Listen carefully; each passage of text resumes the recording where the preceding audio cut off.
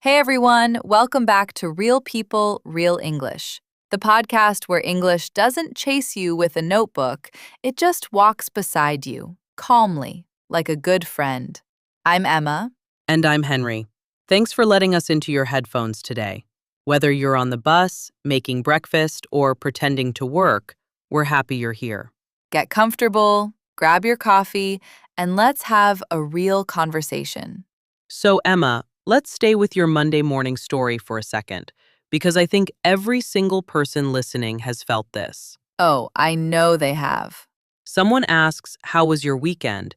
and your brain is holding 15 answers, but your mouth picks the safest, smallest, most boring option. Good, fine, not bad. And you walk away thinking, I had a whole story. Why didn't I tell it? I'll tell you why. Because good doesn't require explanation. Good doesn't risk a grammar mistake. Good is a tiny door you can run through before anyone asks a follow-up question. A tiny emergency exit. Exactly. And today, we're going to build you a bigger door. A door where your real weekend, the boring parts, the funny parts, the messy parts, can actually walk through. Because here's what I believe. The way you talk about your life shapes how you feel about your life. If you always say good, you start believing your weekends are just good. But they're not. They're more than that, even the quiet ones. Before we jump in, one small favor. If you enjoy learning with us, please like this video and subscribe to the channel. It really helps other learners find us. And today, we have a special little challenge for the comments. You can write, "I'm your name from your country, and my last weekend was blank because blank." Just fill in the blanks. It can be funny, it can be boring, it can be honest. Everything is welcome here. And when you write it, that's real English practice. You're building a sentence about your own life. That's powerful. We really do read every single comment. They make our day. Quick note about today's episode. This is an A2 to B1 level conversation. Clear and simple, but still interesting and real. And if you're a strong beginner, don't worry. You're still welcome here. Just relax and take in what you can. We'll teach you some really useful phrases and vocabulary today. And at the very end, we'll do our word replay, a calm, slow review of the most important words from this episode. So stay with us right till the end. The word replay is worth it. Okay, let's start with the big question. Why does everyone say good? I think there are 3 reasons. Reason 1, it's safe. Good never sounds wrong. It never needs explanation. It's like wearing a plain white shirt to every event. Nobody notices, nobody judges, nobody asks questions. But nobody remembers you either. Exactly. Reason 2, you don't have the words. Your weekend was interesting. Maybe it was peaceful. Maybe it was stressful. Maybe it was a beautiful mix of both.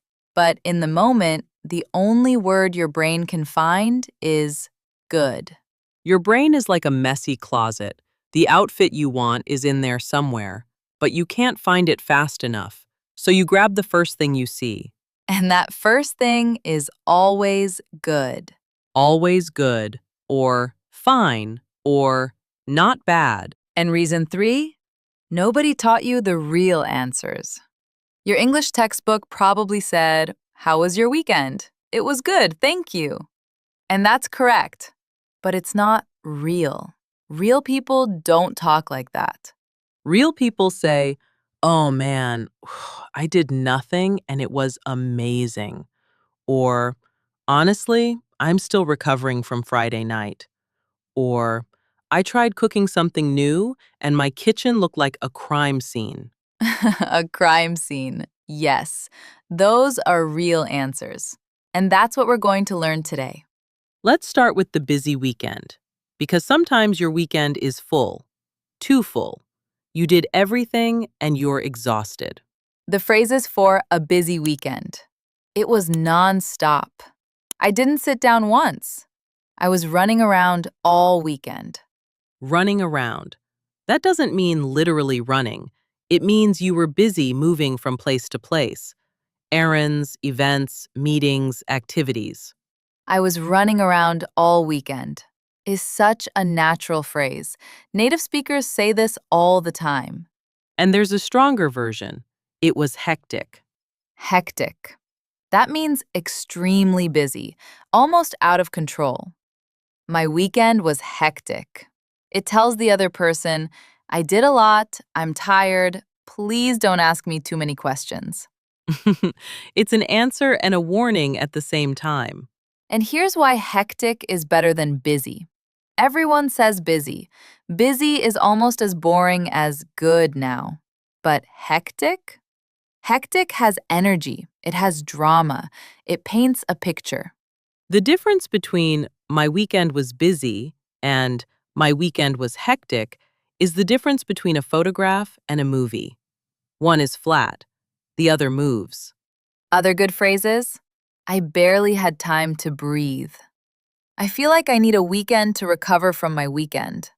Oh, that one is gold. I need a weekend to recover from my weekend. People love this line. It's funny, it's relatable, and it's easy to remember. A friend of mine once said, my weekend was so busy. I'm more tired now than I was on Friday. And everyone at the table laughed because we all felt the same thing. That's the magic of a real answer. It creates connection. Good creates nothing. But I need a weekend to recover from my weekend. That makes people smile. That starts a real conversation.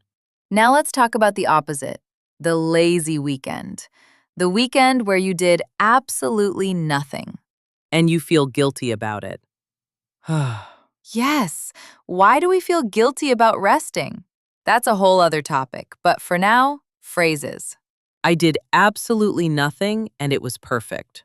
I love that answer because it takes the guilt away. You're not apologizing for resting, you're celebrating it. I was a couch potato all weekend. Couch potato. Someone who sits on the couch and doesn't move. Watching TV, scrolling on the phone, eating snacks. Just existing. And it's a funny phrase. If you call yourself a couch potato, people laugh. It's self-deprecating in a charming way. Other phrases. I just stayed in. I recharged. I had a proper lazy day. Recharged is a beautiful word. Like a phone battery. You were at 5% on Friday night. By Sunday, you were back to full. Your weekend charged you back up. And I had a proper lazy day. Proper here means a real, genuine, no excuses lazy day. Not a half lazy day where you still did laundry. A proper lazy day. The kind where you don't change out of your pajamas until dinner. Or, let's be honest, you don't change out of them at all. The pajamas become the outfit. The couch becomes the office. The TV becomes your best friend. And that's a beautiful weekend. Don't let anyone tell you otherwise. Henry, that's actually important. In many cultures, people feel ashamed of doing nothing, like resting is lazy. But rest is not lazy. Rest is necessary, and your English should reflect that. If you say, I recharged, you're framing rest as something positive, something intentional, not something you're apologizing for. And notice, every single one of these answers is more interesting than good. Everyone tells a small story. Hey, quick pause for a moment. Yes, if you've been listening and you understood everything we just said, hectic, couch potato, recharged, running around, your English is already better than you think. Maybe you don't feel it yet. Maybe when someone asks, how was your weekend? You still freeze. That's okay. But your listening brain is getting stronger every single day. And one day, maybe tomorrow morning, someone will ask, and a real answer will come out before you even think about it. Oh, it was hectic, honestly. And you'll surprise yourself. That moment is coming. Just keep listening. Keep practicing. You're closer than you know. Okay, Let's keep going. The social weekend. You saw people, you went out, things happened. I caught up with some friends. This is the most useful phrase for a social weekend. Caught up means you spent time with people you haven't seen in a while and you talked about life. I caught up with my old college friend. We caught up over coffee. It was so nice to catch up. I had a listener once who told me, Emma, I used to say I met my friends. Is that wrong? And it's not wrong. But caught up with sounds more natural for friends you already know. Met is better for meeting someone new. Good point. I met someone sounds like a new person. I caught up with someone sounds like a friend you're reconnecting with. Other social weekend phrases. We had a little get together. I went to a friend's place. We had people over. Had people over. That means people came to your home. You hosted. We had some friends over for dinner. And the casual version? We just hung out. Hung out means spent time together, nothing fancy. Talking, watching something, eating, just being together. What did you do this weekend? Oh, we just hung out at Jake's place. Simple, real, natural. And if it was a really good social weekend, it was so much fun.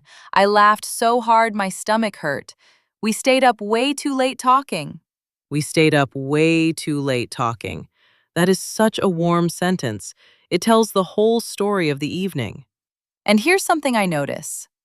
When English learners describe a social weekend, they list activities. I went to a restaurant, then I went to a bar, then I went home. Like a schedule. Like reading from a calendar. But native speakers describe feelings. We had the best time. It was exactly what I needed. I haven't laughed like that in months. Feelings, not schedules. That's a great way to think about it. Because when someone asks about your weekend, they don't want your itinerary. They want to know how it felt. And when you share feelings, the other person connects with you because they know that feeling too.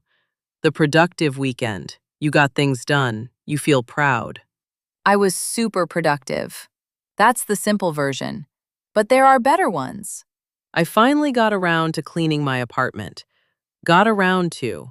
This means you finally did something you've been putting off. It's been on your list for weeks, and you finally did it.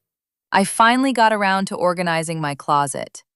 I finally got around to fixing that shelf.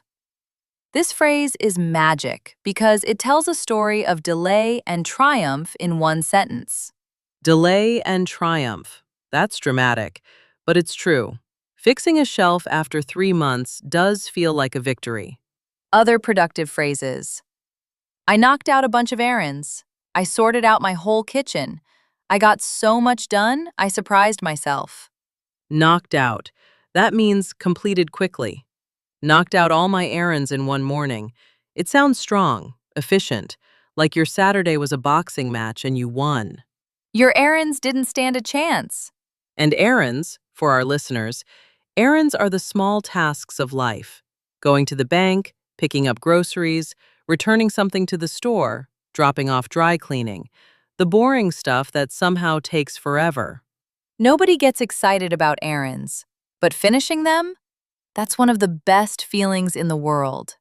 Now the one nobody wants to admit, the rough weekend. Sometimes your weekend wasn't good, and that's real. Maybe you were sick.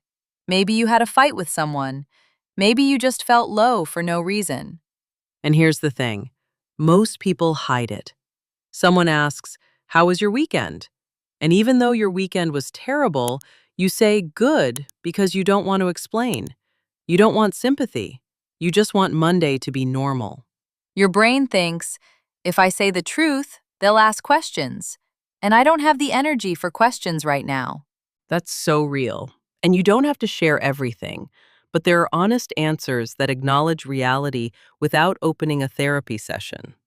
Without opening a therapy session, yes. So, honestly, not great. Simple. Honest. People understand. Kind of rough, actually. Rough means difficult or unpleasant. Kind of rough softens it.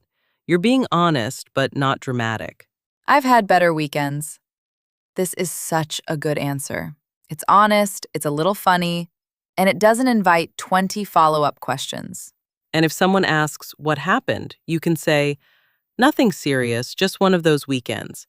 That closes the door gently. One of those weekends. We all know what that means. A weekend where everything felt a little off. You can't explain it. You just need the next one to be better. And that's okay. Not every weekend is a highlight reel. Some weekends are just getting through. Getting through. That's a phrase right there. I just got through the weekend. It means you survived it. You made it to Monday. And sometimes that's enough. And you know what? When you give an honest answer about a rough weekend, something beautiful happens. What? The other person says, yeah, me too. Or, I'm sorry, that's tough. Or, I hope this week is better. And suddenly, you're not alone. You're connected. Because honesty creates connection in a way that good never can. I had a coworker once who always said, good, every Monday. Good, good, good. And I believed him. I thought his life was perfect. And then, And then one Monday he said, honestly, kind of rough. And I looked at him and I said, same. And we went for coffee. And that coffee turned into a real friendship. because of two honest words, Kind of rough. Two words that opened a door that good had been keeping closed for months. that's the power of real language. It doesn't just describe your life, it connects your life to other people's lives. Okay, now this is important. The question is not just about your weekend, it's about the conversation. Yes, because the biggest mistake English learners make is they answer the question and stop. They say, it was good, and then silence. Like the conversation is a dead-end street. But in real English, how was your weekend is a door to a conversation, not a test question with one correct answer. So after you share your weekend, ask back. Always ask back. What about you? How was yours? Did you do anything fun? Did you do anything fun? Is my favorite because it's easy and it invites a real answer. And here's the next level. Ask a specific follow-up. If they say, I went hiking, don't say nice. Say, oh, where? Or, how was the weather? Or, was it a hard trail? Follow-up questions are the secret weapon of interesting people. They make the other person feel heard. They make the conversation grow. I had a friend who was amazing at this. Every time I told her something about my weekend, she would ask one small follow-up question. You made pasta? From scratch? How did it turn out? And suddenly, I was telling a whole story. She didn't do anything complicated. She just showed interest. And that's what follow-up questions do. They say, I'm listening. Tell me more. That's connection. And connection is what language is really for. Not grammar, not vocabulary, connection. Now, I want to speak directly to our listeners for a moment. The daily listeners, the morning listeners, the bus listeners, the ones who listen while cooking or walking or pretending to work. If you have been saying good every Monday for months, maybe years, please don't feel bad about it. You're not lazy. You're not failing. You just didn't have better options loaded in your brain yet. Think of it this way. Your brain is like a vending machine. When someone asks, how was your weekend?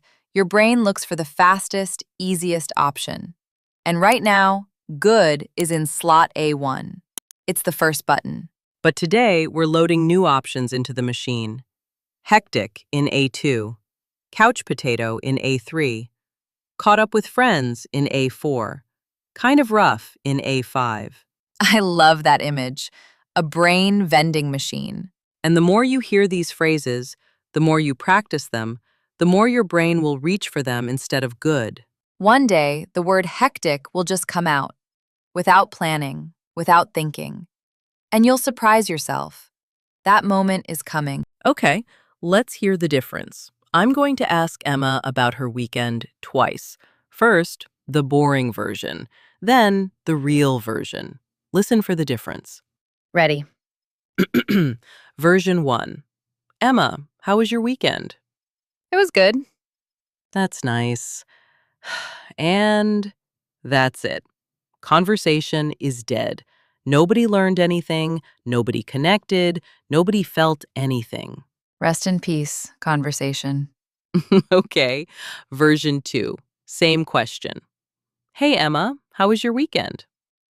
Honestly, it was kind of a mix. Saturday was amazing. I went to this farmer's market near my house and I found the most incredible honey, like life-changing honey. I also tried making pasta from scratch and my kitchen looked like a crime scene afterward. A crime scene. What happened? Flour everywhere, on the ceiling somehow. I still don't know how it got up there, but the pasta was actually decent, so I'm calling it a win. Fair enough. What about Sunday? Sunday, I did absolutely nothing. I was a full couch potato. Pajamas until dinner. No regrets. That sounds perfect, honestly. It was. What about you? Did you do anything fun? Did you hear that? Same person, same weekend, but version 2 is alive. It has stories, it has personality, it has follow up questions, it has connection. And notice, my grammar wasn't perfect. I said, like, life-changing honey. That's casual. That's real. I didn't say, I purchased honey which was of exceptional quality. Nobody talks like that. Nobody. And that's the point. Real English is messy. Real English has like and honestly and kind of, and that's what makes it sound natural. If you want to practice this, try it right now.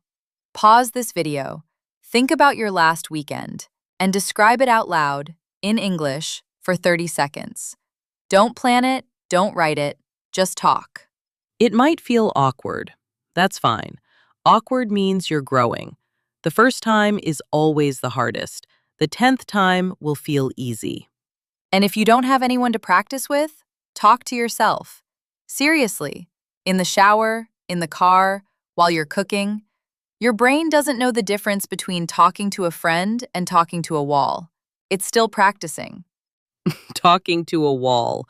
But honestly, that's real advice. Many native speakers talk to themselves. It's not weird. It's practice. Okay, here's your challenge for this week. Just one thing. That's all we're asking. The next time someone asks, "How was your weekend?" do not say good. Say anything else. Pick one phrase from today. Just one. It was hectic. I was a couch potato. Honestly, kind of rough. I finally got around to cleaning my apartment. Any of these. Your first real answer will feel strange. It might feel awkward. That's normal. Awkward doesn't mean wrong. Awkward means new. And the person you're talking to will react differently. They'll smile, they'll ask a follow up, they'll share their own weekend because you gave them something real. And that's the moment when English stops being a test and starts being a conversation. Okay, word replay time. Let's slow down and go back over the most important words from today. If you can, repeat each word out loud after us. That's called shadowing, and it's one of the best ways to make these words stick. First word, hectic. Hectic means extremely busy, almost out of control. You can say, "My weekend was hectic. I didn't sit down once." Let's repeat it. Hectic. Hectic. Next, recharge. Recharge means to rest and get your energy back, like a phone battery. You can say, "I spent Sunday recharging. I really needed it." Let's repeat it. Recharge. Recharge. Next, caught up with. Caught up with means you spent time with someone you haven't seen in a while. You can say, "I caught up with an old friend over coffee."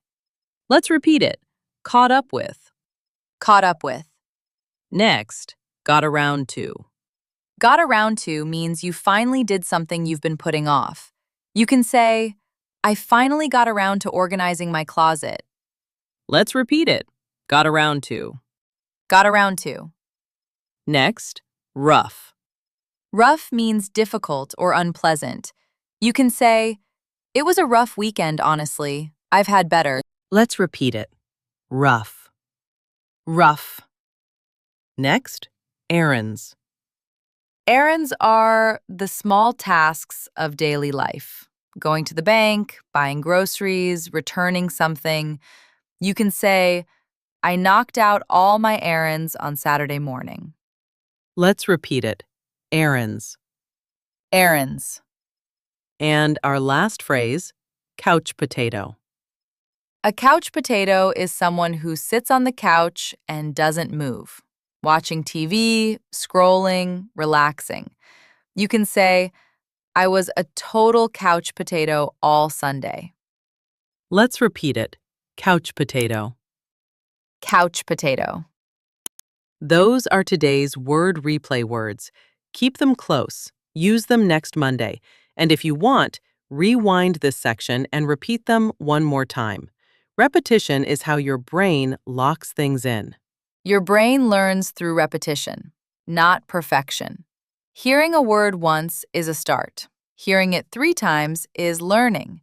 Saying it out loud is owning it. That's our episode for today. If this helped you, please like the video, subscribe to the channel, and share it with another English learner who always says good on Monday morning. Tell them there's a better way. There are better words. And they already have the stories. They just need the language. Don't forget to download the free PDF in the description.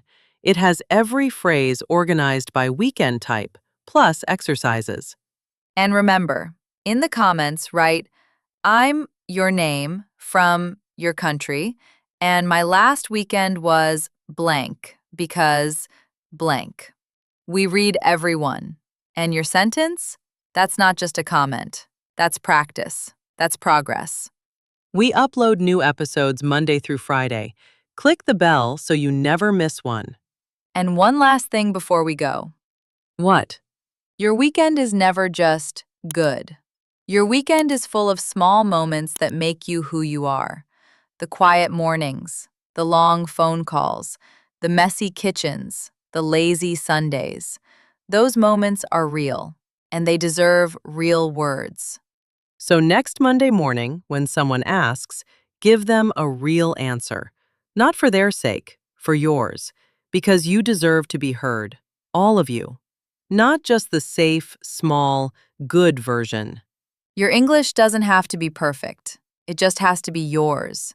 Every phrase you try, every answer you give, every time you choose something braver than good, that's not small.